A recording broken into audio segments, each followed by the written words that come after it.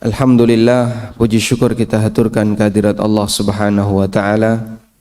Di kesempatan pagi hari ini kembali kita melanjutkan kajian rutin dengan membaca buku Riyadhus Shalihin.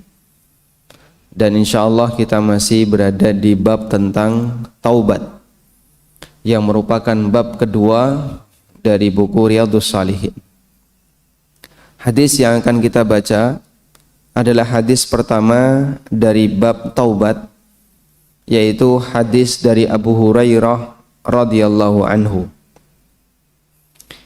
Wa an Abi Hurairah radhiyallahu anhu qala sami'tu Rasulullah sallallahu alaihi wasallam yaqul wallahi inni la astaghfirullah wa atubu ilaihi fil yaumi aktsara min 70 marratan. Rawahul Bukhari. Nabi sallallahu alaihi wasallam pernah bersabda, wallahi, demi Allah, inni la astaghfirullah, sungguh aku memohon ampun kepada Allah, wa atubu ilaih, dan bertaubat kepadanya, fil yaumi, dalam sehari, aktsara min 70 marratan, melebihi 70 kali. Sehingga kalau dilihat dari teks hadis, maka Nabi sallallahu alaihi wasallam mengucapkan kalimat astaghfirullah wa atubu ilaih, astaghfirullah wa atubu ilaih, astaghfirullah wa atubu ilaih, sehari lebih dari 70 kali. Kemudian yang menjadi pertanyaan atau yang semisal dengan itu adalah hadis di bawahnya. Wa anil Agharri ibni Yasar al-Muzanni, wa anil Agharri ibni Yasar al-Muzani radhiyallahu anhu qala Rasulullah sallallahu alaihi wasallam, ya ayyuhan nas tubu ilallahi wastaghfiruhu fa inni atubu fil yaumi 100 marrah. Rawahu Muslim. Rasulullah sallallahu alaihi wasallam bersabda, ya ayuhan nas, wahai manusia, bertaubatlah kepada Allah dan beristighfarlah kepadanya. Fa inni atubu fil yaumi 100 marrah, karena dalam sehari aku bertaubat sebanyak 100 kali. Wa huwa man huwa, dan beliau adalah seorang nabi. Namun beliau mengajarkan untuk banyak-banyak bertaubat kepada Allah Subhanahu wa taala sebanyak 100 kali. Baik. Selanjutnya muncul pertanyaan. Pertanyaan tentang apa, Pak? Tentang bukankah Nabi sallallahu alaihi wasallam itu maksum? Nabi sallallahu alaihi wasallam maksum atau tidak? Maksum. Nabi sallallahu alaihi wasallam maksum. Maka kita perlu membahas kemaksuman para nabi. Yang maksum itu apakah hanya Nabi Muhammad atau seluruh nabi? Yang maksum itu apakah hanya Nabi Muhammad sallallahu alaihi wasallam atau seluruh nabi? Seluruh nabi. Sebab semua nabi itu diberi wahyu oleh Allah Subhanahu wa taala, sehingga ibaratnya begini. Seluruh nabi itu dipantau secara langsung oleh Allah. Kalau manusia biasa tidak. Sehingga ketika kita melakukan kesalahan, mungkin enggak Allah Subhanahu wa taala membiarkan saja dalam kondisi kita enggak tahu. Sangat sering. Sehingga kita berbuat dosa, kita tidak tahu kalau itu dosa. Tidak ada wahyu yang turun, kemudian Jibril datang, wahai Bapak, kamu dosa. Ada kayak gitu? Tidak ada.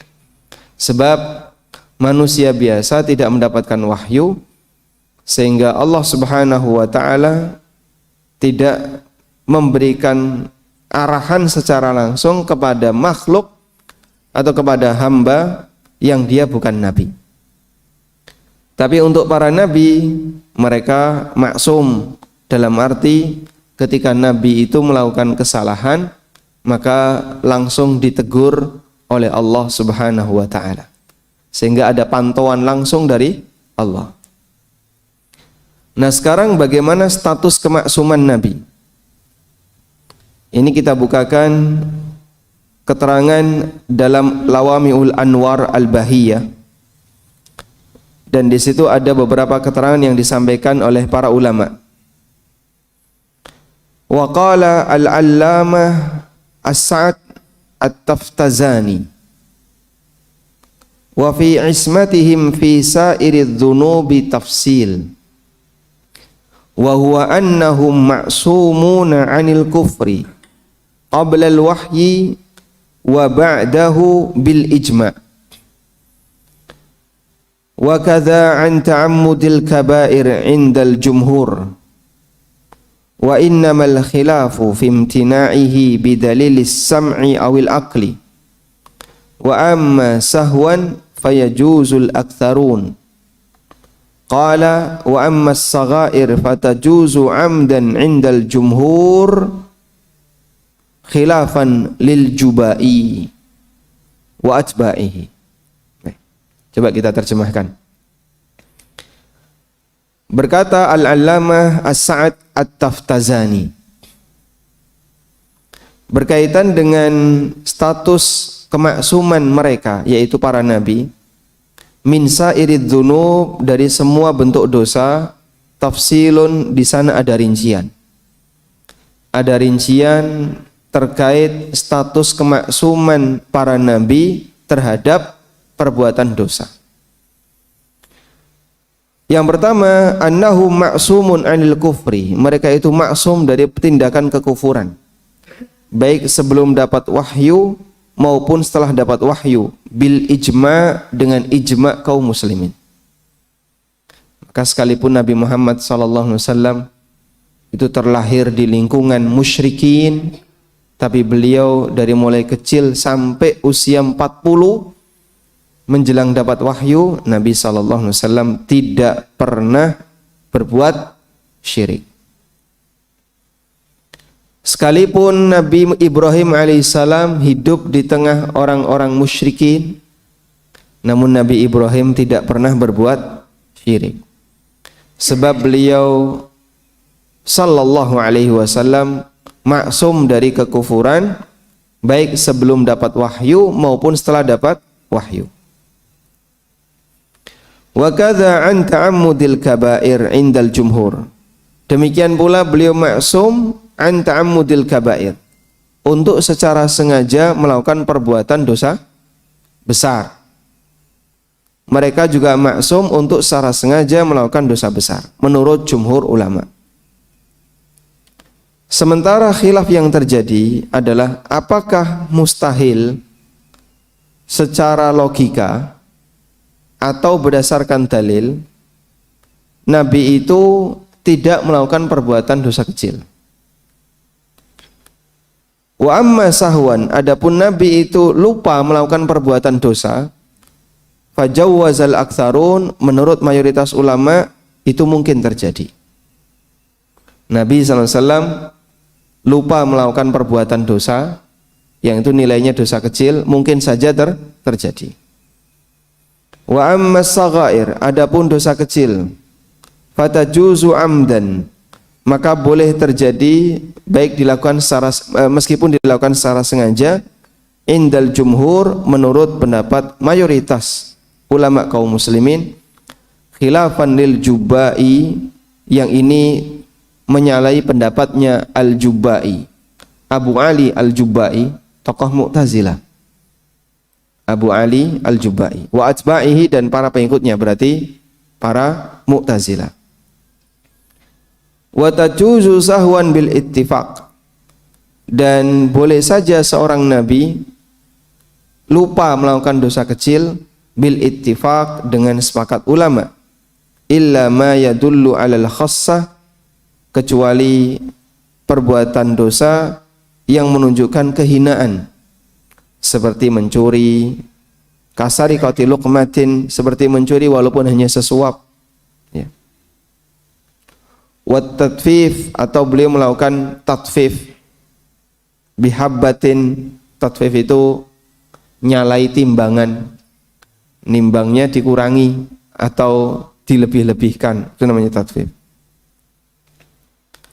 Lakinnal muhaqqiqin syarratu ayyanhau anhu fayantahu minhu. Namun para ulama muhaqqiq mereka mensyaratkan Nabi itu melarang tindakan itu, lalu mereka pun meninggalkannya. Jadi Nabi berdakwah melarang, meskipun terkadang beliau sempat melanggar disebabkan karena lupa. Baik, intinya begini ya, tentang kemaksuman Nabi SAW. Yang pertama, mereka maksum dari dosa, syirik, dan kekufuran. Para nabi itu tidak mungkin melakukan dosa syirik dan kekufuran, baik sebelum dapat wahyu maupun setelah dapat wahyu. Yang kedua, mereka maksum dari dosa yang menodai risalah. Dosa yang menodai risalah itu adalah perbuatan dosa yang berkaitan dengan kejujuran. Contohnya apa? Bohong, khianat, tidak amanah. Para nabi maksum dari hal ini. Dan bahkan sifat ini melekat pada diri mereka sebelum mereka menjadi nabi, baik Nabi Muhammad SAW maupun nabi-nabi yang lain. Karena status para nabi, Allah Subhanahu wa taala ajarkan, la nufarriqu baina ahadim mir rusuli. Kami tidak membeda-bedakan antara satu rasul dengan rasul yang lain. Artinya kalau satu disebut punya sifat ini, yang lain juga punya sifat seperti ini. Mereka adalah orang-orang pilihan Allah Subhanahu wa taala.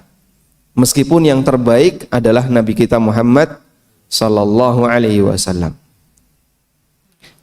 Yang ketiga, maksum dari melakukan perbuatan dosa besar secara sengaja. Nah, di sini kalau teksnya tadi dari keterangan At-Taftazani, yang ijma' ulama, mereka maksum dari perbuatan dosa besar secara sengaja. Posisi tiga ini ijma' ulama. Baik, saya tulis ijma' ulama Islam. Kalau disebut ijma' ulama Islam, ya baik dia Ahlus Sunnah maupun Mu'tazilah maupun yang lain, pokoknya dia menjadi ijma' ulama Islam.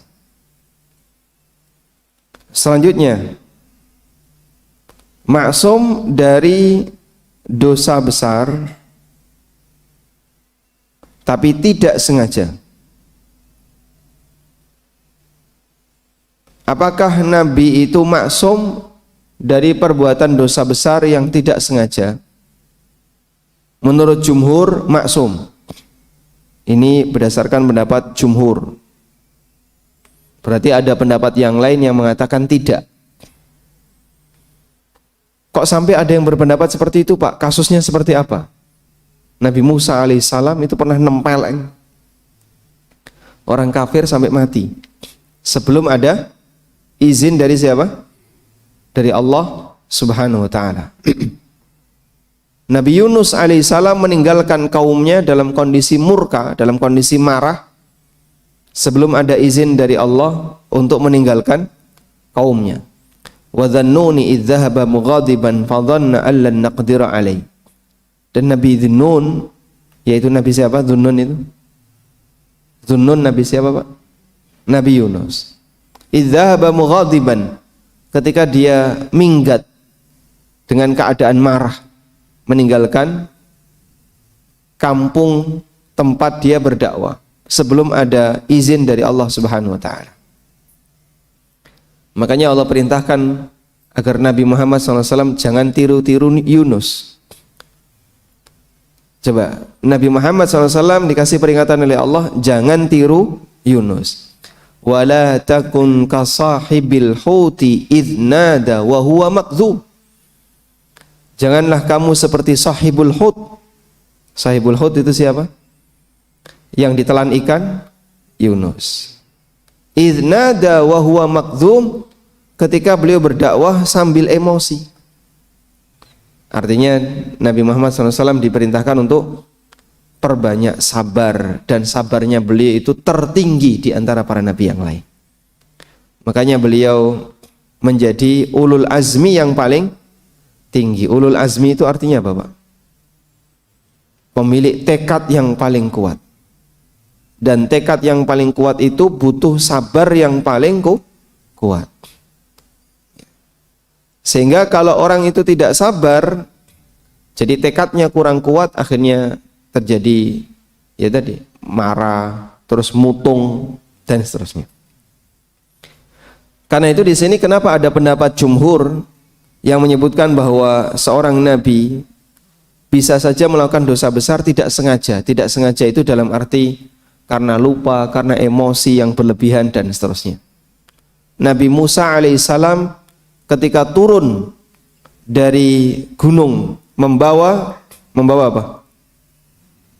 Taurat.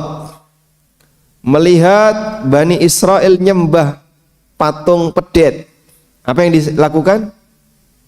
Tauratnya dilempar. Tauratnya dilempar. Coba kalau ada orang di zaman sekarang ngelempar Quran. Ini Taurat masih asli ya, yang belum ditambah-tambah ya. Perjanjian lama yang masih asli dilempar sama Musa. Begitu marahnya Musa itu hilang. Allah ceritakan dalam Al-Quran, gimana ayatnya? Falamma bukan akhadhal alwah, itu kalimat sebelumnya gimana? Ya jurruhu ilai, itu narik jenggotnya Nabi Dawud, Nabi Harun. Nah, coba kita buka ini. Akhadhal alwah. Walamma sakata an Musal ghadabu. Nah, kalimat ini yang tadi sempat terlupa ya. Walamma sakata an Musal ghadabu. Ketika emosinya Musa itu sudah mulai diem. Jadi yang diem itu kata Allah emosinya Musa, bukan Musanya. Karena emosi itu yang menguasai. Sehingga subjeknya itu dalam ayat ini, subjeknya adalah al-ghadab, murka. Walamma sakata an Musal ghadabu ahadal alwah. Wa fi nuskhatiha hudaw wa rahmatun lil ladzina hum li rabbihim yarhabun.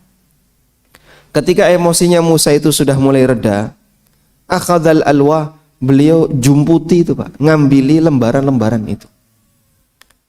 Yang kata Allah wa fi nuskhatiha, dalam tulisan lembaran-lembaran itu isinya adalah hudan wa rahmah, petunjuk dan rahmat. Berarti apa?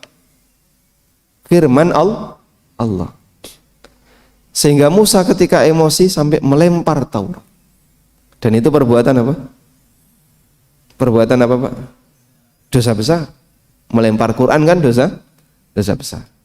Tapi ini dilakukan dalam posisi tidak sengaja karena emosi yang berlebihan.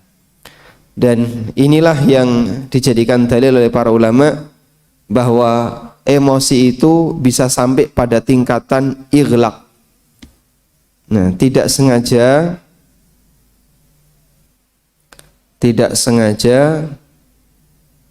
salah satunya adalah emosi puncak. Yang ini disebut dengan kondisi ighlaq. Ighlaq itu gimana Pak? Sampai tertutup logikanya gara-gara saking marahnya. Karena itu cerai dalam kondisi ighlaq tidak sah. Kalau cerai dalam kondisi marah sah. Tapi kalau cerai sampai kondisi ighlaq tidak sah. Marah dan ighlaq beda nggak Pak? Beda. Kalau marah ya marah biasa. Marah saya ngerti duit itu berarti belum ighlaq. Keguncangan jiwa. Pak Nur Hadi kemana ini Pak? Oh Masya Allah. Baik. Keguncangan jiwa. Ini bahasa hukum ya. Keguncangan jiwa. Orang kalau marah sampai kondisi ighlaq, maka marahnya itu tidak diperhitungkan. Baik. Selanjutnya kembali ke sini ya. Melakukan dosa kecil. Apakah Nabi itu melakukan dosa kecil? Menurut ahlu sunnah, iya, dia tidak maksum. Jadi di sini ada ikhtilaf. Kalau menurut ahlu sunnah, tidak maksum dari dosa kecil. Maka ini dilakukan bahkan sampai Nabi Muhammad SAW. Apa dalilnya? Ada ayat yang disebut dengan ayatul itab. Ada ayat dalam Al-Quran yang diistilahkan dengan ayatul itab. Ayatul itab. Ayat teguran. Contohnya apa Pak? Abasa wa tawalla. Contoh yang lain, ya ayyuhan nabiyyu lima tuharrimu ma ahallallahu lak. Contoh yang lain. Apa contoh yang lain? Ya ayyuhan nabiyyu taqillaha wa la tuti'il kafirina wal munafiqin. Ud'uhum li abaihim huwa aqsatu indallah. Di surat Al-Ahzab bagian awal itu Allah memberikan beberapa teguran untuk Nabi SAW. Karena beliau pernah mengubah nasabnya Zaid bin Muhammad. Dan beliau sebagaimana umumnya masyarakat ya, terpengaruh dengan pemahaman di masyarakat bahwa menikahi mantan istri anak angkat itu tercela. Bagi masyarakat Arab, menikahi mantan istri anak angkat itu tercela. Namun Allah Subhanahu wa taala justru malah perintahkan, falamma qada Zaidum minha wataran zawwajnakaha.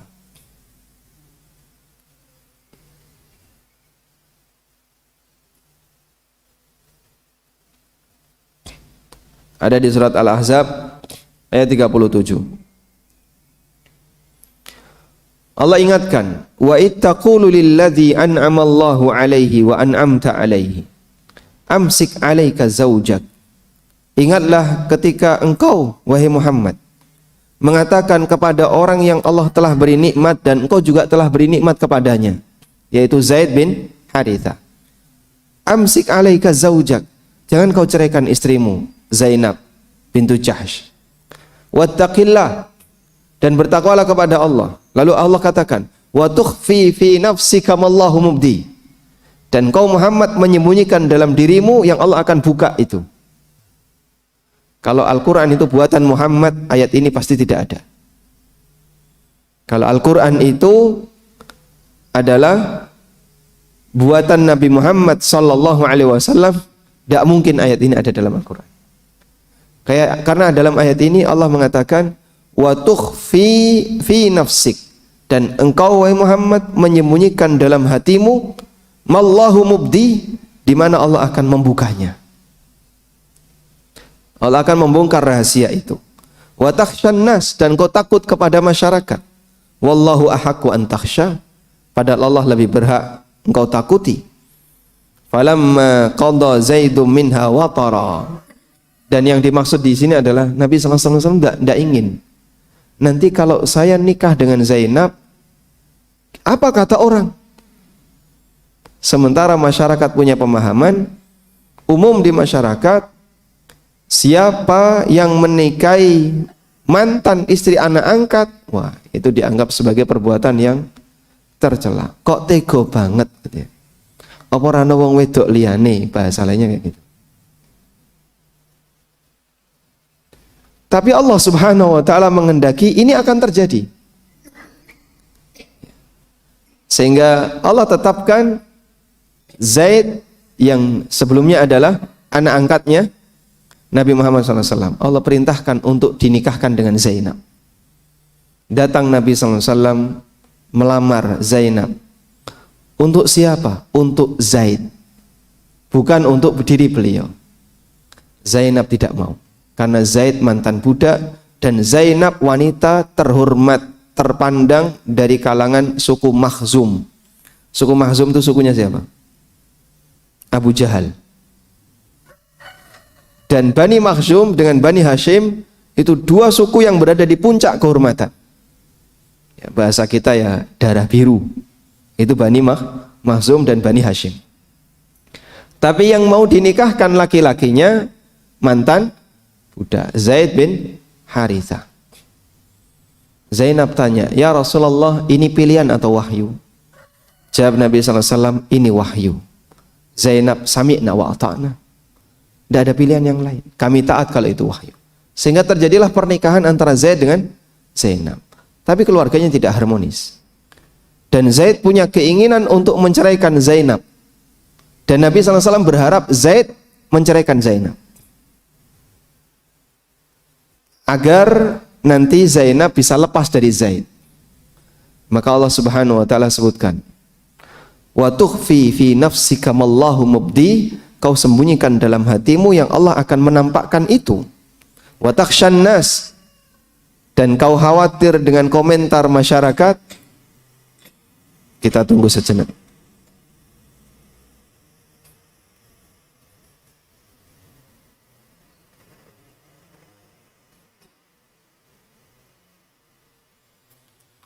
Wa takhshan nasa wallahu ahaqqu an takhsha.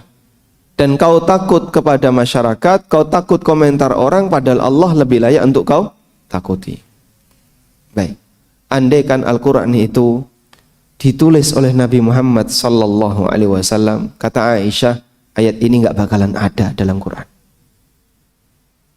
Karena ini kan sifatnya teguran ya. Allah yang ngatur bagaimana kehidupan keluarga Rasulullah sallallahu alaihi wasallam. Lalu Allah katakan, "Falamma qada Zaidu minha watara." Ketika Zaid sudah menyelesaikan urusannya dengan istrinya, Zainab dicerai, selesai masa iddah, zawwajnakaha. Aku nikahkan kau dengan dia. Meskipun terserah apa kata orang. Mau dikomentari A, B, C, tapi ini justru membongkar pemahaman menyimpang masyarakat Arab bahwa menikahi mantan istri anak angkat tercela. Begitu terjadi pada diri Nabi SAW dan Allah yang berkehendak, semua jadi nggak berlaku. Pemahaman itu hilang. Nah, di bagian akhir ayat di sini Allah katakan, "Likai la yakuna 'alal mu'minina harajun fi azwaji ad'iyaihim idza qadaw minhunna watara." Agar orang-orang mukmin tidak merasa bingung, tidak merasa gak enak untuk menikahi mantan istri anak angkatnya, idza qadaw minhunna watara, kalau mereka sudah menyelesaikan urusannya, artinya kalau mereka sudah bercerai. Wa kana amrullahi maf'ula, dan keputusan Allah pasti terlaksana. Subhanallah. Subhanallah. Ini contoh ya, ada urusan tradisi, ada hukum, dan untuk merusak tradisi ini yang nggak benar, ini tradisi yang nggak benar, Allah berikan aturan, bahkan melalui praktek langsung yang dilakukan oleh nabinya. Sekarang kalau nabimu melakukannya, kau mau apa? Tradisimu tradisi nggak benar, gitu ya. Maka orang nggak bisa membantah lagi. Sehingga tradisi anggapan miring seperti ini sudah tidak lagi berlaku.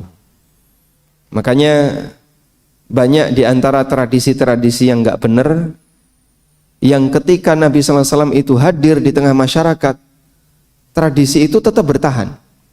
Dan Nabi SAW mengajari satu demi satu sehingga tradisi itu dibantah satu demi satu.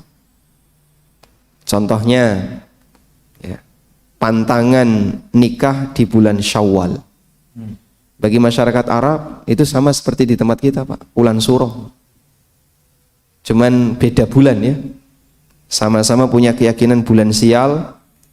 Kalau di sini Ulan Suroh, bulan Muharram. Kalau orang Arab dulu bulan Syawal. Kata Aisyah radhiyallahu anha, Nabi SAW menikahi beliau bulan apa? Bulan Syawal. Dan beliau kumpul dengan Aisyah di bulan Syawal. Maka beliau secara sengaja memilih bulan Syawal untuk membantah. Ini loh buktikan, aku nikah bulan Syawal nggak ada masalah. Bahkan keluarganya baik-baik saja, keluarga yang harmonis dan seterusnya. Nanti bisa dibuktikan ya. Sengaja hajatan di bulan Suro. Kira-kira deg-degan nggak itu? Tanggal 13 Ulan Suro. Masya Allah. Kok pas Selasa Kliwon.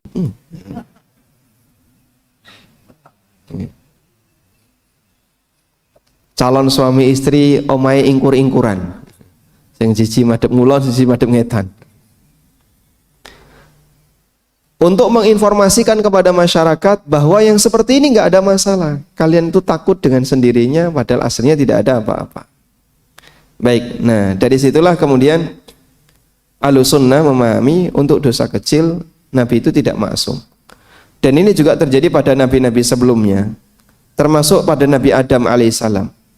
Apakah Adam seorang nabi? Kata Nabi Muhammad SAW, na'am nabiyun mukallam. Betul, Adam seorang nabi dan beliau diajak bicara oleh Allah Subhanahu wa taala. Faghawa.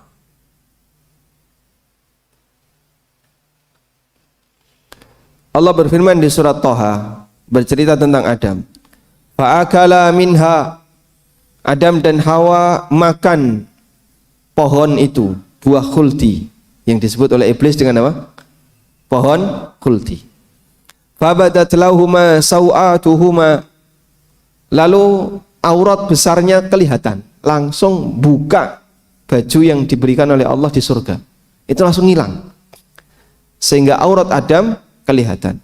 Wa tafiqa yakhsifani alaihima mi waraqil jannah. Kemudian keduanya pun langsung golek godong surga, nyari daun surga untuk menutupi aurat. Wa asa Adamu rabbahu faghawa.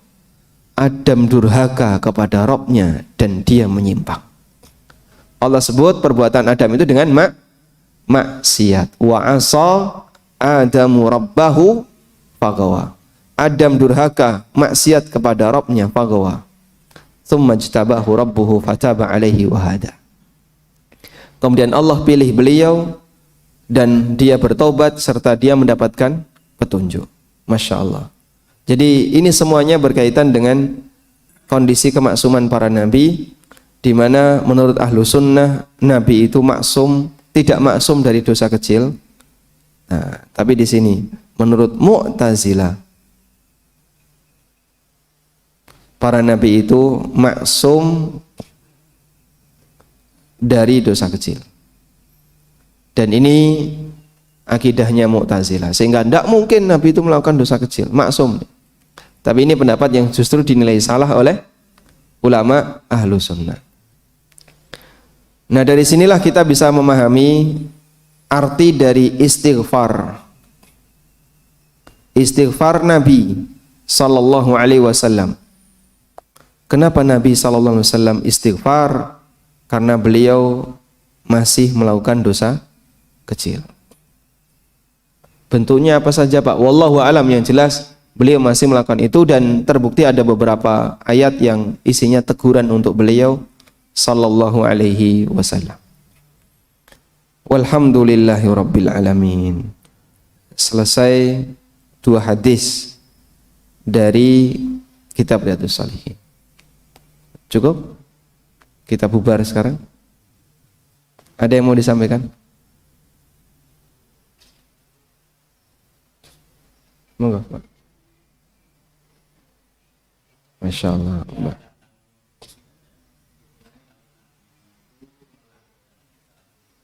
Nah,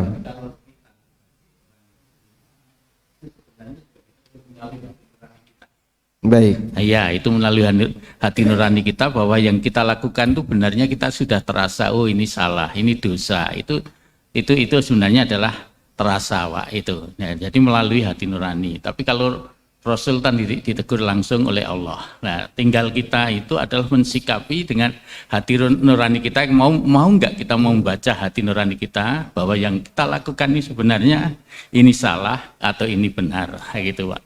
Matur nuwun. Assalamualaikum warahmatullahi wabarakatuh. Waalaikumsalam warahmatullahi wabarakatuh. Masya Allah. Jazakumullah. Ini Bapak Dr. Siddiq. Selanjutnya silakan Bapak Hasim. Assalamualaikum. Waalaikumsalam. Ayat-ayat yang tadi menunjukkan bahwa Rasulullah SAW melakukan dosa kecil begitu jelas, sehingga Ahlus Sunnah menyimpulkan bahwa tidak maksum dengan itu. Apa yang ada di balik Mu'tazilah, bagaimana dia menyikapi ayat-ayat itu sehingga dia sampai mengatakan maksum gitu. Matur nuwun. Masya Allah. Kalau saya ditanya tentang alasan Mu'tazilah, saya kurang tahu karena saya bukan Mu'tazilah. Cuman kita paham bahwasanya Mu'tazilah itu umumnya mereka menggunakan logika. Sehingga bagi mereka kan punya kaidah at-tahsin wat-taqbih al-aqlain. Penilaian baik dan buruk itu murni dengan logika. Sehingga wahyu tidak punya peran. Wahyu tidak punya peran. Karena bagi mereka begini, Pak. Bagi mereka begini. Kita bisa menganggap wahyu itu benar, itu kan karena dari logika. Allah kasih manusia akal. Akal inilah yang menunjukkan Quran itu benar. Begitu ya. Akal ini yang menunjukkan Al-Quran itu benar. Sehingga karena akal ini yang menunjukkan Al-Quran itu benar, maka porosnya di akal. Karena itu ketika terjadi benturan antara kebenaran Al-Quran dengan kebenaran akal, maka yang dikuatkan akal. Al-Quran bilang salah, akal bilang benar. Maka bagi Mu'tazilah yang dikuatkan akal. Kok bisa, Pak? Karena kan akal kamu yang menunjukkan Al-Quran ini benar. Sebelum Al-Quran itu datang, kamu sudah punya akal belum? Sudah. Kemudian Al-Quran datang. Dari mana kamu bisa menilai Al-Quran ini benar? Karena akal saya mengatakan seperti itu, kata Mu'tazilah. Nah, selanjutnya ketika terjadi benturan antara akal dengan wahyu, maka yang didahulukan akal. Nah, dijawab oleh Ahlus Sunnah seperti ini. Dibuatlah sebuah ilustrasi. Saya datang ke Minomartani, golai dokter. Karena saya bukan orang Minomartani, kita beda kecamatan, ya Pak. Minomartani kecamatan Ngaglik, saya tinggal di Ngemplak. Ya. Begitu saya datang ke Minomartani, tanya sama orang Mino, Mas, dokter yang ahli di sini siapa? Dan dia tukang sapu di Mino. Ditunjukkan, Pak, Bapak ke dokter X itu ahli. Maka saya datang ke sana. Kemudian saya berobat, dikasihlah resep. Terus saya pulang, ketemu lagi dengan tukang sapu tadi. Tukang sapu tanya, dikasih apa? Resep. Mana coba? Ini resepnya. Menurut tukang sapu, salah ini dokter. Bukan 3 kali sehari, seharusnya 7 kali sehari. Dia tidak mengikuti kaidah tawaf. Misalnya ya. Saya sebagai orang yang minta petunjuk kepada tukang sapu untuk diarahkan dokter siapa yang ahli, tukang sapu inilah yang menunjukkan pertama kali. Sehingga tukang sapu mengarahkan dokter X itu yang ahli. Terus saya mendapatkan petunjuk dari dokter X berkaitan dengan penyakit yang saya miliki. Ketemulah tukang sapu tadi. Mereka benturan. Tukang sapu bilang 7 kali, dokternya bilang 3 kali. Sudah? Sebagai pasien yang baik, nganut mana, Pak? Kalau menurut Mu'tazilah, kamu harusnya ikut tukang sapu. Karena yang mengarahkan kamu, yang ngasih tahu kalau dokter ahli itu adalah tukang sapu. Nyambung nggak kayak kira? Kurang lebih kayak gitu ya. Baik, makanya jika ada kejadian seperti tadi ya, mohon dimaklumi karena Mu'tazilah pakai logika, sehingga semua ayat itu bisa saja ditakwil sesuai dengan takwil yang mereka inginkan. Nah, kurang lebih ini, kalau manusia dosa itu kan ada yang disengaja, ada yang satunya apa Pak? Tidak disengaja. Kalau tidak disengaja dimaafkan tidak? Tidak disengaja ini turunannya banyak ya. Tidak tahu itu tidak sengaja. Lupa itu tidak disengaja. Atau keliru itu juga tidak disengaja. Tiba-tiba ada orang gandeng orang lain. Tak kira ini bojoku ya. Loh, kowe mau sengaja orang gandeng tangan wong? Iya sengaja, tapi tak kira ini bojoku kan. Misalnya ya. Ini dosa atau tidak? Tidak. Dan Allah nyatakan dalam Al-Quran, Rabbana la tu'akhidna inna sina aw akhtana. Kalau yang disengaja ini berdosa. Nah, ini yang tadi kata Bapak Dr. Siddiq Tono, bahwasanya di sini ada nurani. Inilah yang Allah berikan kepada hamba, sehingga orang itu sebenarnya bisa menilai perbuatan kamu ini benar atau salah. Maka kata Nabi SAW, wal ithmu ma haka alaihi sadruk. Dosa itu yang membuat hatimu nggak nyaman, sehingga saat dia mau melakukannya itu maju mundur. Tapi nurani ini bisa kalah Pak, karena nafsu. Sehingga gede nafsu nih, karena gede nafsu nih, nuraninya kalah. Itu saya yakin ya, orang-orang yang minta sogok itu kan maju mundur itu. Tapi karena kegedean nafsu, maka nuraninya kalah. Sehingga saya bicara di depan orang seperti ini, itu tidak terlalu rumit. Karena mereka mau bantah apa? Mau bantah apa? Gak ada alasan yang bisa membenarkan. Orang yang sedang terang-terangan berbuat maksiat tuh gak bisa punya alasan. Sebab semuanya nafsu. Nah, saya pengennya kayak gitu ya. Alasan nafsu diterima gak?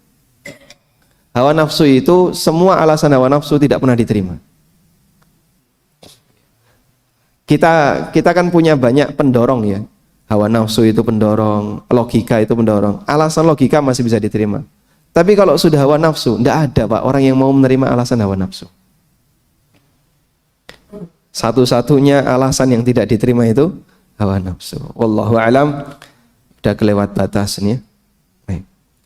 Insyaallah kita sambung lagi di pertemuan berikutnya. Wassallallahu ala nabiyyina Muhammadin wa ala alihi wa sahbihi wasallam.